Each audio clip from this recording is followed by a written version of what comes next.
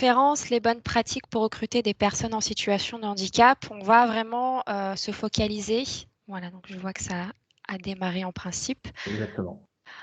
Voilà, on va vraiment plus se focaliser sur tout ce qui va être entretien avec les candidats, sensibilisation auprès des managers, phase d'intégration.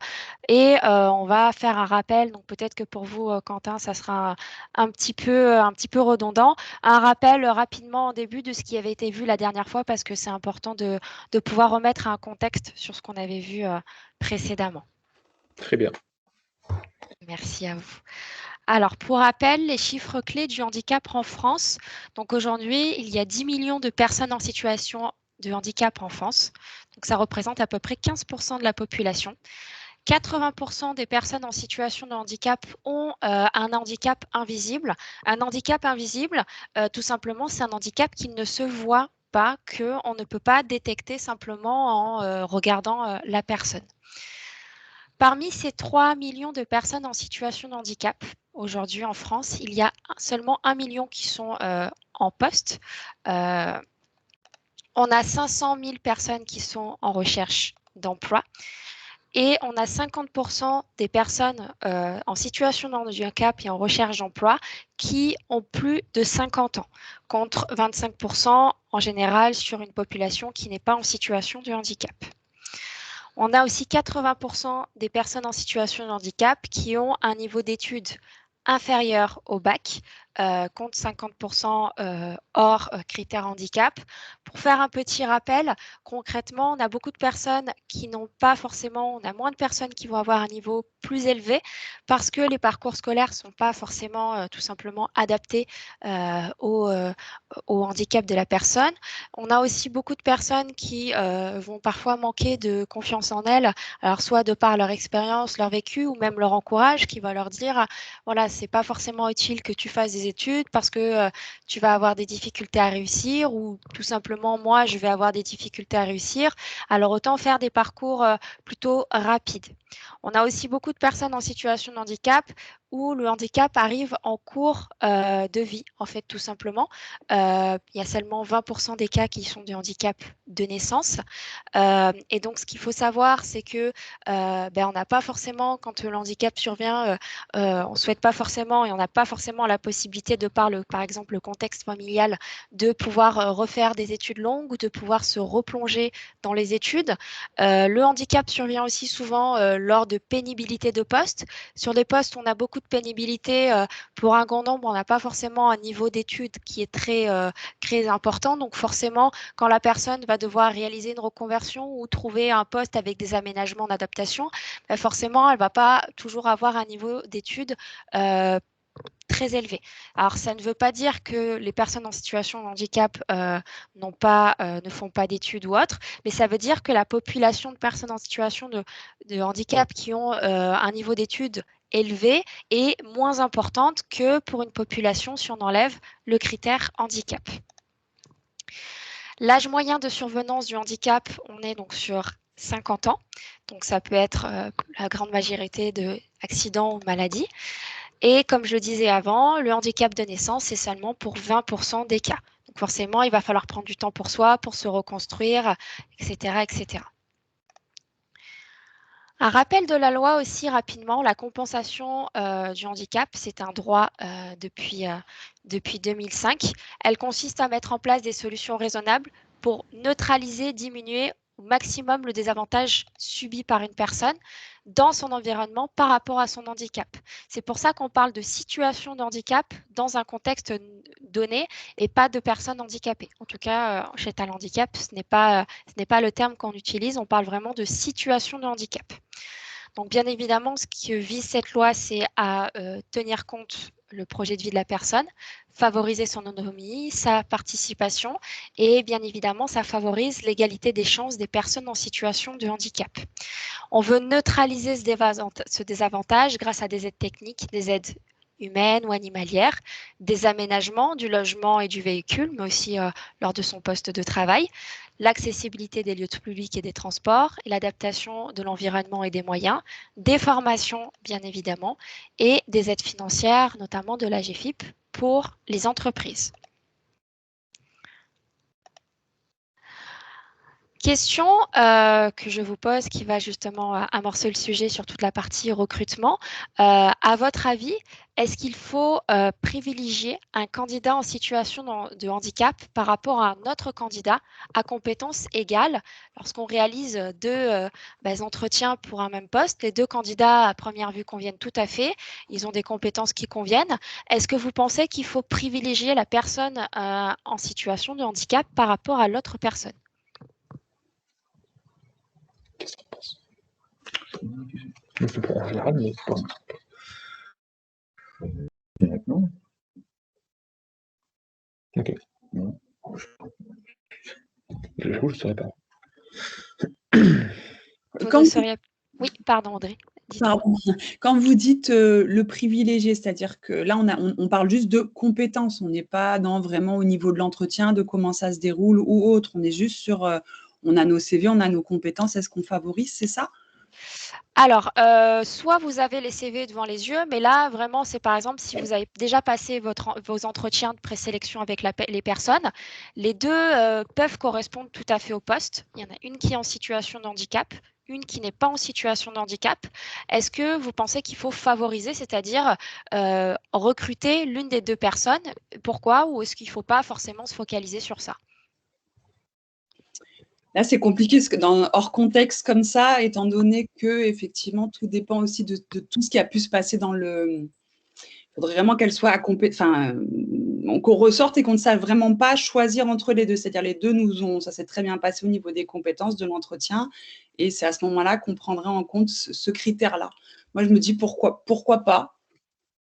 D'accord. Donc vous prendriez en compte la RQTH pour privilégier ce candidat-là, c'est ça? Si j'arrive vraiment pas à choisir entre les deux et que du coup, oui. D'accord, intéressant, intéressant. Merci. D'autres personnes qui souhaiteraient intervenir sur cette question? Pas spécialement, parce que Tu prends la main, tu peux. Si tu veux prendre, pas de souci. Alors, Oui. effectivement, oui, Ouais. vous hésitez. Ouais, Quentin. oui, la question est un peu délicate. Moi, je partirais du principe qu'on ne privilégie pas à compétences égales, parce que cette personne peut être peut avoir quelqu'un qui a un handicap invisible, donc on n'est pas forcément obligé de le voir. Et après, ça dépend aussi de l'entreprise en elle-même. Est-ce qu'elle a un quota à respecter au niveau de l'embauche par rapport à quelqu'un qui est RQTH ou pas? Mais sinon, à compétences égales, je ne privilégierai pas. Je ne vais pas privilégier un candidat valide d'un candidat handicapé, personnellement. D'accord, ok, merci pour votre retour. Alors, effectivement, c'est plutôt rare en tant que recruteur qu'on ait exactement deux candidats sur lesquels, comme le disait Audrey, où on est vraiment un coup de cœur sur les deux candidats et on a vraiment des difficultés à trancher entre les deux. Mais voilà, c'est pour vraiment favoriser et expliquer ce contexte-là. Effectivement, la loi demande qu'à compétences égales, on favorise la personne qui est en situation de handicap par rapport à une personne qui ne l'est pas. Alors, vous allez me dire, pourquoi, effectivement, est-ce que c'est simplement pour répondre à un quota en entreprise, comme justement vous l'avez soulevé, ce qui est intéressant. En fait, ce n'est pas uniquement par rapport à ça et ce ne doit pas effectivement être dû à ça. C'est tout simplement qu'il faut prendre en compte que cette personne-là, en situation de handicap, va potentiellement avoir plus de difficultés que d'autres à trouver un emploi qui va correspondre à ses compétences, aux aménagements de poste qui, là, en l'occurrence, pourraient convenir, aux potentiels recruteurs ou managers qui ne seraient pas bien sensibilisés et vont se dire moi, je préfère écarter la personne, donc il va y avoir discrimination. Donc, pour favoriser justement l'égalité des droits et des chances. Et comme on l'avait vu auparavant sur la formation précédente, tout ce qui est équité et non égalité, il faut justement favoriser, comme vous l'avez dit, Audrey, cette personne qui est en situation de handicap. Est-ce que ça vous paraît assez clair par rapport à mes explications? Oui. Ok. Oui, bien sûr. Oui, tout à fait. Logique. Super. Ok. Bon, c'est important. Et là, on va rentrer un petit peu justement dans le vif des sujets au niveau de l'évaluation des candidatures. Donc, il faut vraiment avoir une analyse objective et ouverte quand vous allez analyser vos candidatures. Ce qu'il faut éviter, c'est d'avoir une analyse classique des CV, puisqu'on en a un petit peu parlé tout à l'heure. On va avoir des profils qui n'ont pas forcément exactement le parcours qu'en tant que recruteur, on peut attendre, c'est-à-dire un parcours vraiment sans trou dans le CV, tout simplement, sans long arrêt, sans reconversion, des personnes qui peuvent être âgées de plus de 45 ans, avec un chômage de longue durée, qui n'a pas forcément exactement le niveau de diplôme qu'on attend. Donc, il faut vraiment se dire que là, on va avoir une analyse plus ouverte. En tout cas, on va essayer d'avoir une analyse ouverte des profils. Parce que sinon, on risque d'écarter plus de profils et on va peut-être passer potentiellement à côté des personnes qui pourraient totalement correspondre. Généralement, et ce que font des employeurs qui participent régulièrement au Forum Talent Handicap, ils essaient justement de développer cette ouverture, justement en créant des formations, sensibilisant les managers, les recruteurs, mais aussi en voyant s'il n'y a pas des compétences transversales qui pourraient correspondre. Je prends l'exemple de la banque parce qu'on a beaucoup aujourd'hui d'employeurs dans le domaine bancaire qui participent aussi à nos forums.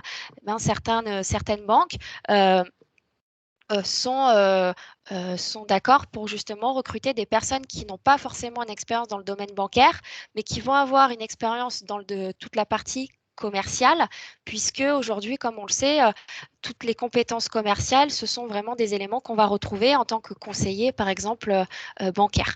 Donc, à voir si vous aussi, de votre côté, il ne peut pas y avoir des compétences transversables que vous pouvez retrouver. Donc, c'est important vraiment d'avoir et d'adopter une analyse la plus ouverte possible. Évaluer bien évidemment sur des critères objectifs, regarder les compétences, les qualifications, la motivation, la personnalité. C'est vrai qu'aujourd'hui, les entreprises regardent de plus en plus le savoir-être aussi de la personne, parce que les compétences, ça peut s'acquérir surtout sur des profils juniors au fur et à mesure de leur expérience. Par contre, le savoir-être, c'est quelque chose qui va être plus recherché, qu'on va ressentir tout de suite et qui va être important pour un employeur aussi.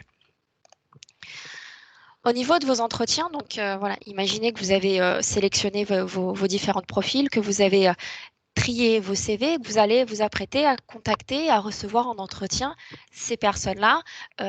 Comment justement, c'était la question de Quentin sur la précédente formation, à quel moment et comment justement aborder l'entretien et la situation de handicap avec la personne. Alors, on vous a fait des petites étapes justement ici. Donc déjà, présenter l'engagement et l'ouverture de l'entreprise pour le handicap et la diversité. L'idée, c'est que, comme je le disais un petit peu plus en amont, on a beaucoup de personnes en situation de handicap qui vont soit avoir vécu des choses qui ne sont pas toujours simples, ou alors qui ont eu des entretiens où elles ont ressenti qu'il pouvait y avoir de la discrimination. Donc elles peuvent se dire, peut-être que là encore, je vais avoir de la discrimination, l'entreprise, elle n'a pas vraiment envie de me recruter ou autre, ou c'est pour remplir un quota ou quelque chose comme ça. Donc, le but, c'est vraiment de rassurer la personne pour la mettre dans de bonnes conditions, qu'elle soit à l'aise, lui expliquer, vous, ce que vous faites en matière de politique handicap dans l'entreprise, lui expliquer qu'il y a peut-être potentiellement déjà des collaborateurs en situation de handicap qui travaillent, que vous avez mis en place des parcours adaptés, des formations, pour lui montrer qu'en tout cas, dans votre entreprise, vous êtes sensibilisé, vous pourrez l'accompagner. Ensuite, vous allez passer l'entretien comme vous le faites avec toute personne pour vérifier si elle convient sur des critères objectifs aux attentes du poste.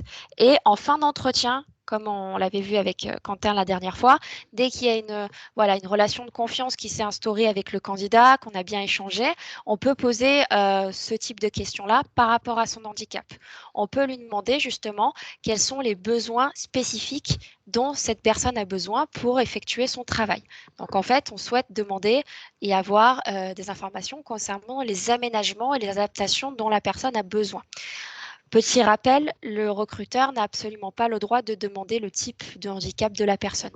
Si, quand vous posez la question sur les aménagements, la personne vous en parle, elle, libre droit de développer. N'essayez pas de creuser parce que ça pourrait vous mener à des fausses interprétations par rapport à une maladie ou autre sur lesquelles vous avez peut-être eu des informations ou autres. Donc vraiment, il faut vraiment se concentrer sur les aménagements et les adaptations dont cette personne a besoin.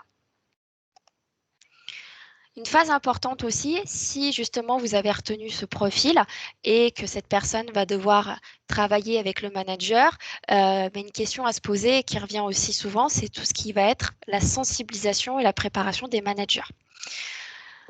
Voilà quelques petits exemples de choses qui peuvent être mises en place et qui ont déjà été mises en place dans plusieurs entreprises. Ce que vous pouvez faire, par exemple, c'est peut-être créer un contact avec d'autres managers qui ont déjà intégré des personnes en situation de handicap pour que, tout simplement, en tant que manager, ils puissent échanger sur leur retour d'expérience, partager les bonnes pratiques, qu'ils puissent un petit peu se livrer sur leur expérience sans tabou et qu'ils puissent voir comment ça s'est réellement et concrètement passé sur le terrain. Ensuite, vous pouvez bien évidemment, et on vous encourage à impliquer le manager dans le recrutement, donc que vous participiez à Talent Handicap, que vous fassiez d'autres actions de sensibilisation, c'est bien de l'impliquer dans les recrutements, dans les forums en ligne, dans vos entretiens, dans la rédaction aussi des fiches de poste, de savoir si on peut ouvrir justement, et s'il serait d'accord pour ouvrir ce poste à des personnes en situation de handicap en participant sur Talent Handicap, et de voir par exemple quelles seraient les contraintes liées au poste et d'évaluer un petit peu tous les éléments dont il y aurait besoin. On vous propose aussi, pourquoi pas, de créer une grille d'évaluation avant de commencer à faire vos entretiens et à la construire avec le manager. Comme ça, quand vous allez présenter potentiellement ce profil au manager, vous allez d'abord lui ressortir la grille d'évaluation, vous allez lui présenter le profil, vous allez lui montrer qu'effectivement, il convient sur des critères tout à fait objectifs au poste et après, vous pourrez lui dire, effectivement, cette personne est en situation de handicap. D'autres éléments, tout simplement l'impliquer dans les enjeux RSE, lui expliquer que c'est un beau challenge humain pour l'entreprise, ça peut être aussi pour votre organisme, pour votre école ou pour votre université, montrer que c'est pour donner l'exemple, sensibiliser le manager sur l'intérêt et les enjeux, et faire, pourquoi pas, des managers qui intègrent des personnes en situation de handicap, des ambassadeurs aussi, qu'ils puissent communiquer, échanger, donner un petit peu leur posture, voir comment ça s'est passé pour eux. Ça peut être intéressant.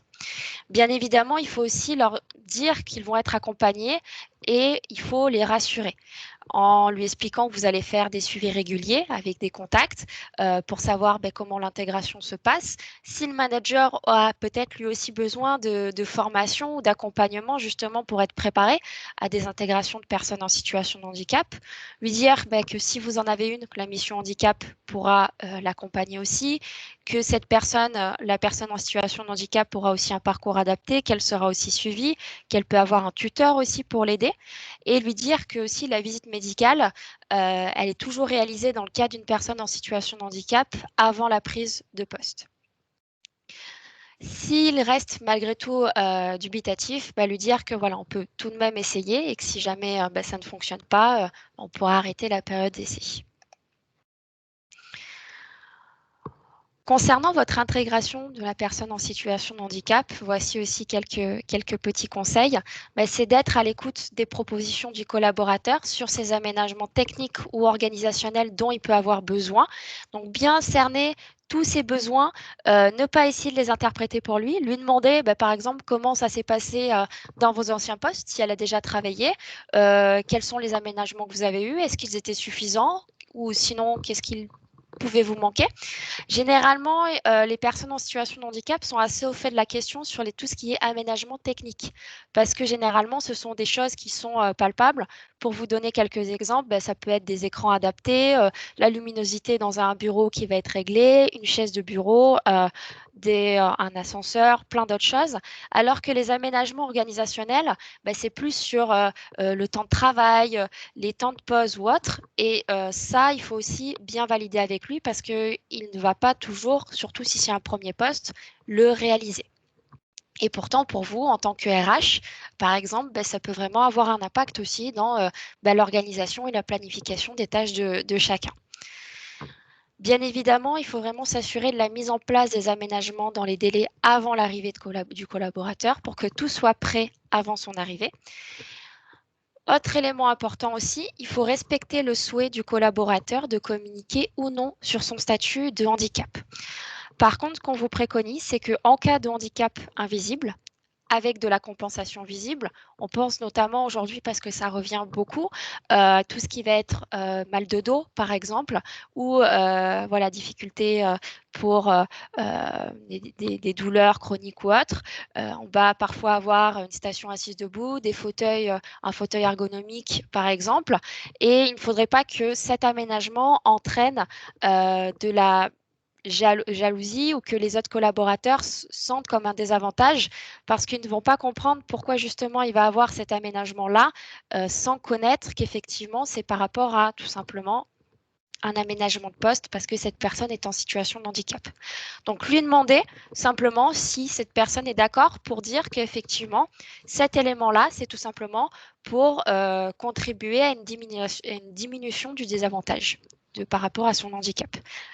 Il y a certaines entreprises aussi, et je trouve ça assez intéressant d'en parler, qui font remplir lors de l'arrivée du collaborateur une espèce de feuille de confidentialité par rapport à son handicap avec différents degrés pour savoir jusqu'à quel niveau on pourrait éventuellement parler de son handicap ou pas auprès des collaborateurs.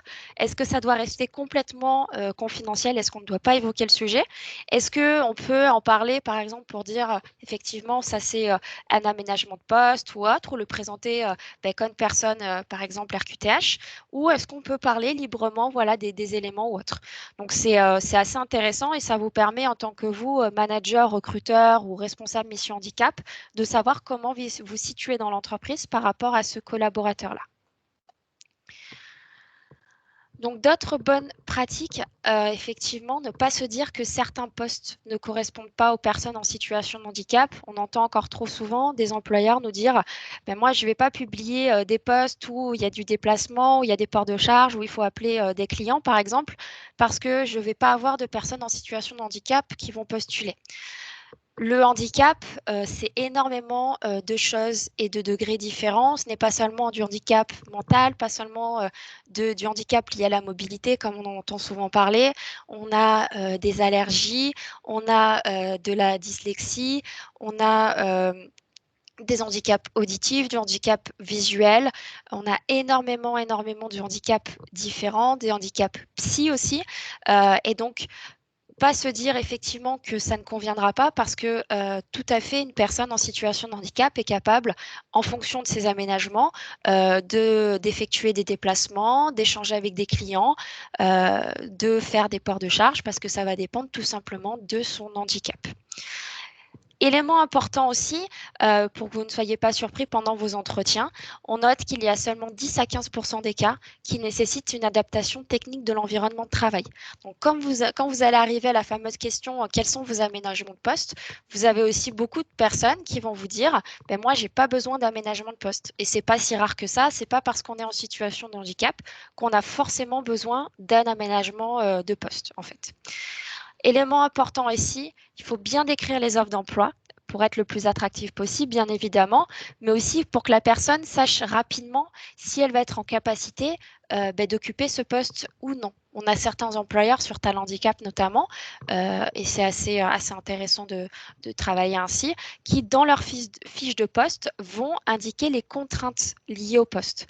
Donc là, je vous ai mis un petit exemple pour que la personne, quand elle postule, elle ait aussi ces éléments-là en tête et que ça lui permette rapidement de savoir si elle est en capacité ou pas d'effectuer le poste. Donc, ça va faire gagner du temps bien au recruteur, à l'entreprise, mais aussi au candidat qui ne va pas perdre de temps à faire ses entretiens, par exemple. Bien évidemment, les recruteurs doivent être formés et sensibilisés pour avoir une analyse adaptée des candidatures pour ne pas qu'on écarte des profils trop rapidement, qu'on soit préparé à effectuer des entretiens et à accueillir ces personnes en situation de handicap. Bien évidemment, il faut prendre en compte le souhait du collaborateur en situation de handicap dans son intégration, voir s'il a besoin de formation, de tuteur ou de référent pour l'accompagner et d'un parcours d'intégration personnalisé pour que vraiment il puisse avoir tous les aménagements et tous les éléments pour qu'il puisse finalement rester dans l'entreprise et qu'il s'y sente bien dès le démarrage. Ce qui est important, c'est vraiment d'être réactif pour ne pas laisser filer les bons candidats, puisque comme je vous l'ai dit tout à l'heure notamment, on est sur des profils pénuriques quand on va être sur des niveaux de diplôme plus élevés.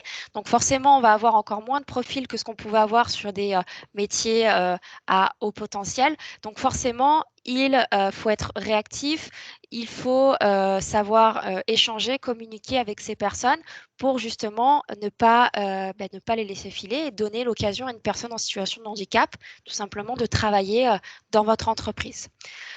Le recruteur, il doit vraiment agir comme un chef de projet, bien défendre ses candidats auprès des managers et justement aussi les sensibiliser de son côté. Avant d'indiquer au manager que la personne est en situation de handicap, lui demander si les compétences du candidat correspondent aux besoins pour avoir une première validation du manager avant effectivement de donner cet élément-là qui pourrait potentiellement, dans la tête du manager, être un critère qui pourrait être éliminatoire quand il n'est pas bien sensibilisé. Et le manager, bien évidemment, il doit se décider avec objectivité et être conscient, comme toute personne, qu'on peut avoir des biais cognitifs qui peuvent conduire à la discrimination inconsciente. Donc, être conscient aussi de ces éléments-là pour justement les écarter et les éviter quand on va être en phase de sélection de candidats. Et pourquoi pas aussi s'appuyer sur des managers ambassadeurs, c'est-à-dire qui ont déjà recruté des personnes en situation de handicap pour qu'ils puissent communiquer sur les succès tout simplement et sur leur vécu. Voilà de mon côté, j'ai terminé. Est-ce que vous avez des questions ou des remarques que vous souhaitez faire partager ?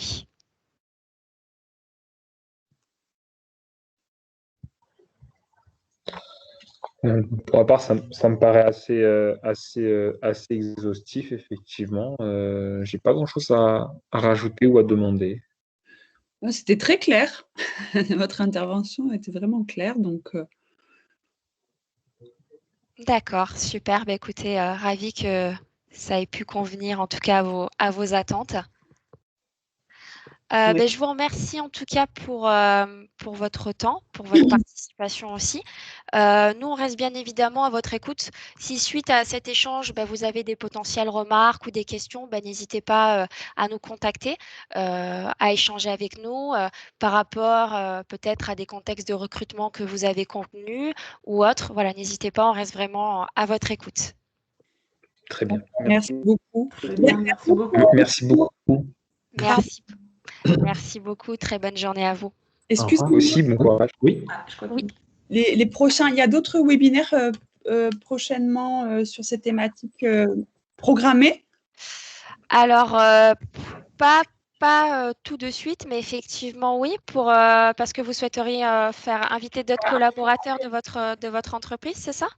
Oui, et puis pour voir s'il y a des choses, savoir un petit peu comment ça. Moi, je vous ai découvert récemment, en fait, et je trouve ça le format et les informations très intéressantes. Donc, du coup, c'était effectivement, oui, pour partager un maximum autour de nous. Alors, je me permets d'intervenir, je suis Jean-Pierre Chanet, je m'occupe de la communication. Si vous voulez, de toute façon, on pourra vous informer. On a le prochain forum, parce qu'on a plusieurs formats. On a aussi des webinaires plus RH, plus RH et inclusion. Et à ce moment-là, je pense que c'est peut-être alors ce sont des choses qui vont être en replay.